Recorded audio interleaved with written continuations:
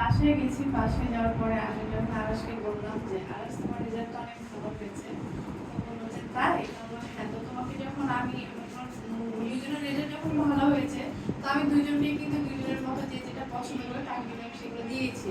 তো আমি বলেছি ব্যাপার নাই, আপনি যেটা বলেছেন যে যে কম পেয়েছো, কিন্তু ব্যাপার নেই, এরপরে আরো ভালো রেজাল্ট হবে। বলছে হ্যাঁ।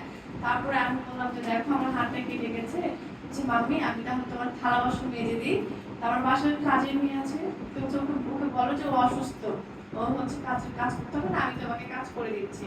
তো ও কিছুক্ষণ কাজ করার পরে আমি বললাম যে আমি তোকে ভাত খাওয়াই দিতে পারবো না, ও প্লেট মেজে তারপরে হচ্ছে গ্লাস মেজে দুজন এক একে ভাত খেলো।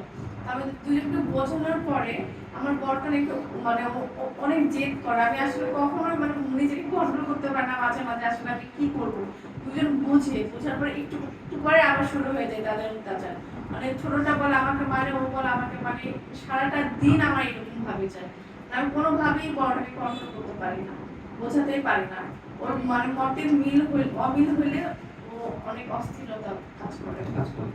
আচ্ছা, তো এটার জন্য আপনাকে শুরু থেকে যেটা তৈরি হয়েছে, শুরু